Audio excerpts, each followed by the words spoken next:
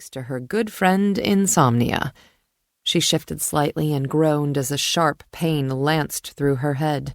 She was going to have to somehow manage the impossible and get up so she could find some painkillers. She took a centering breath, nose wrinkling as she picked up something else beneath the overwhelming scent of tequila, something that didn't belong. Was that... She tensed. Oh God, no. No. Even her drunken self couldn't be that stupid. Clamping her lips to stop herself from retching, she stiffly rolled onto her other side. Waves of nausea rose up, but she was more hung up on the fact that, yep, she was that stupid. The proof was sleeping right beside her on his stomach, smelling of sex and his signature scent, harvest spice, warm apple, and wood smoke. Honest to God, she was looking at 6.5 feet of solid muscle, olive skin, and raw animal energy. Tao Lukas, the pack's head enforcer. Riley closed her eyes, silently cursing herself as it all came flooding back. Oh yeah, she remembered it now, remembered his cock stretching her, his teeth digging into her neck, his tongue licking into her mouth. Remembered coming hard as she clawed at his nape and shoulders while he hammered into her. She opened one eye and winced at the sight of her brands on his sleek skin, raking over the tribal tattoo on his upper back. Damn, this was bad. While Riley didn't have any hang-ups about one-night stands, shifters needed touch, social and sexual, she did have some standards, believe it or not, and she at least required that any guy she took to her bed actually like her. Tao might want her, might even act possessive of her, but he didn't like her, and yeah, that kind of chafed. His attitude might not have bothered her if she hadn't been stuck in the grip of a wicked, sensual need since they first met. Her raven wanted him with that same primitive intensity, not at all hung up on the fact that he didn't like her. The avian was much too intrigued by him to care, which was understandable.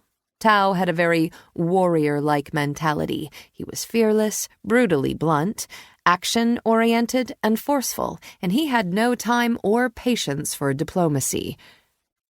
Many seemed to find his outspokenness off-putting, but Riley admired his refusal to tailor his judgments to placate others. She liked people who were upfront and didn't dance around what they thought or believed. That didn't mean she liked waking up in bed with him after a one-night stand. Well, as far as she was concerned, if they'd been drunk, it didn't count. Nope. Now what to do? The best option would be to wake him up and send him on his way. But there was nothing wrong with enjoying the view for a few minutes, right? It was an incredibly hot view, with his smooth jaw, prominent cheekbones, and broad shoulders. And then there was all that taut, toned skin. She hadn't before noticed the caramel ribbons streaking through his tousled brown hair that made her think of liquid milk chocolate. Asleep, he looked peaceful. Awake, he was constantly alert and watchful. Like those dangerous, menacing guard dogs that eyed strangers with suspicion and a snarl that said, "Fucking try me." When she'd first arrived, he'd looked at Riley with that same distrust, but after a month or so, things had shifted between them. The distrust in his gaze had been replaced by something else, something just as intense that made her tingle in places that had no business tingling. That intensity made Riley a little wary, because she had super bad judgment when it came to guys and didn't always make good decisions. Case in point. And now she'd need to do something to address that dumb decision.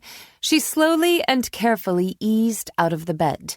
The room spun and pain spiked through her head, wrenching a soft moan out of her. Tao's eyelids fluttered open, revealing golden brown orbs that reminded her of tiger eye stones with their silky, lustrous quality.